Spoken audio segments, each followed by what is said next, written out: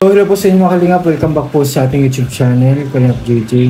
If bago po kayo, like, share, subscribe po mga kalingap. On notification bell para po updated po kayo sa aking vlogs, sa live, and sa lahat po ng update sa kalingap.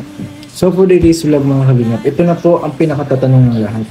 Actually ito pong vlog po na to, kailangan po ito malaman ng lahat mga kalingap. Ito yung pinaka ni-emphasize ko po dito sa nakuha ko pong video, sa napanood ko pong video regarding po sa personal account po ni Kalingap Rab.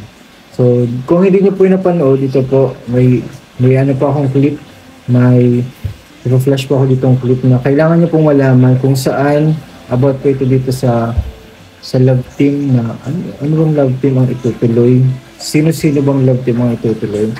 Kasi di ba po may mga na-post muna, di ba, ng Jomcar, ni Chris, Thunder. So nanatili bang EDSI mga kalingap? Alamin po natin maya-maya sa pag-flash ko po ng short clip regarding po sa vlog po ni Kalingap Rab sa personal channel niya po. So dito po mga kalingap, ayan, bago po natin i-flash, syempre usap-usapan po mga kalingap ang sa main channel ng Kalingap Rab kung babalik ba yung mga love team, kung babalik pa ba si Kalingap Rab sa main channel. Kasi dito po kailangan niyo po itong malaman at kailangan niyo pong mapanood dahil po talagang dito po masasagot lahat po ng katanungan niyo. Siyempre po meron kayong sinusuportahan dyan po, siyempre bias. Pero iba po kasi yung may bias ka pero sinusuporta mo naman lahat. Yun po yung pinaka-solid. And hindi po yung nanonood sa personal account ni Kalingap Rab, which is napakaganda and maganda po yun. At sinishare, napanood, hindi po nag-skip na. At sana po may isa po dito na nanonood na solid talaga sa Kalingap. Ever since, so wala pa ako, wala pa yung mga bagong K-Boys o yung Habibis ngayon, wala pa yun, andyan na po kayo sa Kalingap. So yun po yung pinaka-solid talaga at nananatiling nanonood, tumatangkilik sa ating programa natin Kalingap. So dito po mga Kalingap, sa video po na to, dito po natin makikita kung ano po ba talaga yung bugso ng damdamin ng Kalingap Rab. Ano po ba yung ina-emphasize niya regarding po sa mga issue, sa mga problem. So mga hindi pa po nakasubscribe sa ating channel na to, ito muna po ako habang nagpapahinga po tayo doon sa kabila kasi ayan, grabe na po, toxic, puro disappointment, mga natulungan natin tapos di natin na-expect na sa kanila pa magmumula yung mga ganong sasabihin against us, no?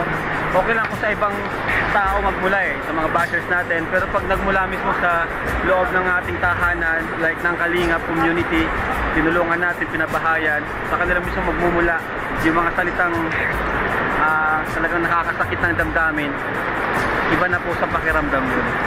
At itunuring natin na kapatid, kapamilya, hindi po iba ang turing natin sa kanila, totoo po yung pagtulong natin, pabahay natin, walang sponsor, kahit walang sponsor po, tuloy yung pabahay natin.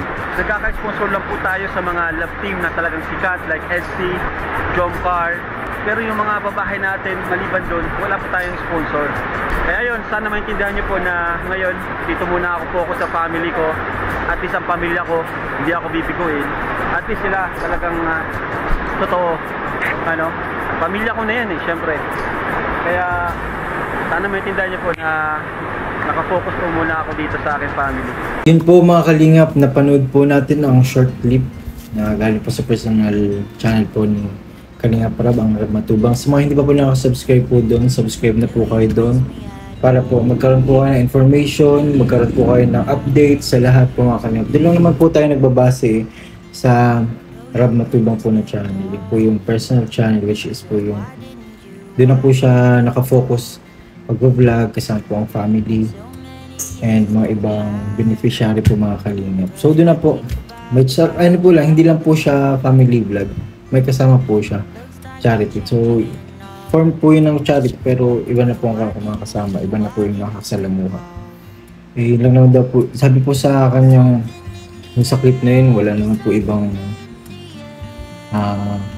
pagkakatiwalaan kundi pamilya na lang talaga. Mas okay po na pamilya na lang yung pagkatiwalaan kaysa po sa mga ganong pangyayari na sobra pong nasaktan talaga si Kalingap Rab. Kita-kita po natin sa kanyang mga mata. Alam po natin na hindi siya madamdamin pero kitang-kita po sa mga mata niya po yung lungkot, yung sakit, yung mga scars na andyan na po, nakalapat na dahil po sa mga nangyari. So yun po mga kalingap, sana po maintindihan niyo po at maunawaan niyo yung mga pangyayari inside Kalingap. So wala na po tayong ibang magawa din kundi po respetuhin, maghintay, at suportahan po din po mga kalingap yung mga decision po ni Kalingap para din naman po yun sa kanya, para din po makapag-recover po siya mga kalingap sa lahat ng pinagdaraanan niya po ngayon.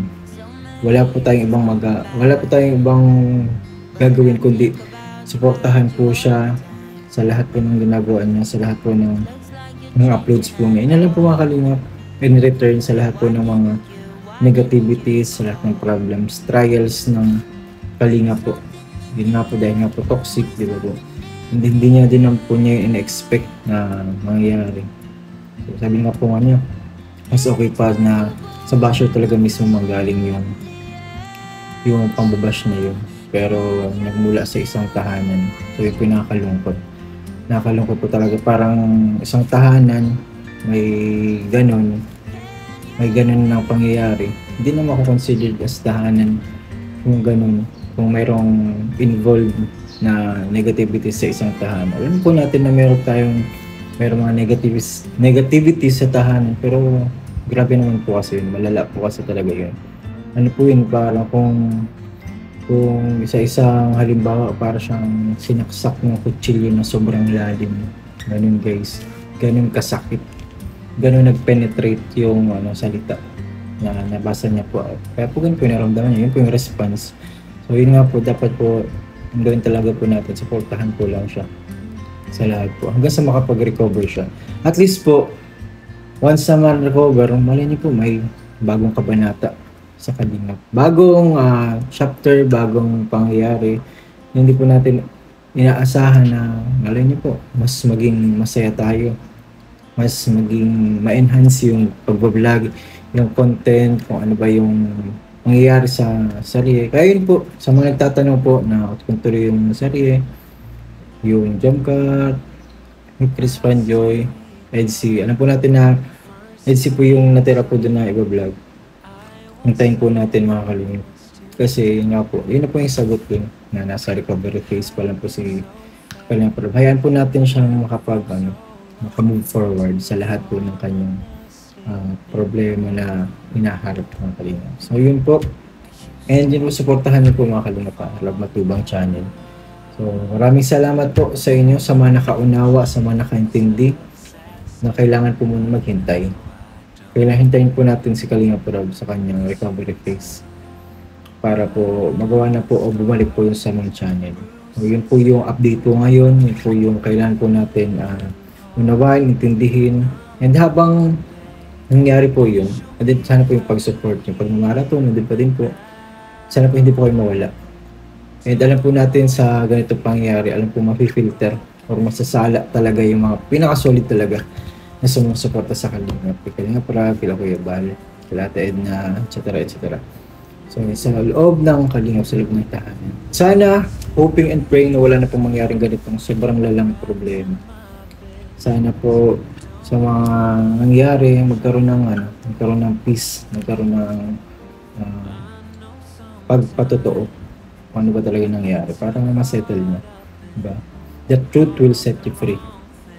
Kaya po, sana sa mga nangyari ganun, sana po maamin or maano po natin, ma-overcome niya yung kung ano man yung napifeel niya sa kanyang puso kaya hindi niya nasasabi, pero sana ma-overcome niya yun at para ma-open, para masabing katotohanan kung bakit ba, ano bang nangyari behind that, ano bang rason. So yun po mga kalingap, hanggang dito na lang po tayo. Yun nga po, pagdasal po natin, suportahan po sa Kalingap sa lahat ng kanyang tinatahak sa kanyang channel. So yun po mga kalingap, thank you po so much. God bless us all. See you po sa next vlog. Bye bye po.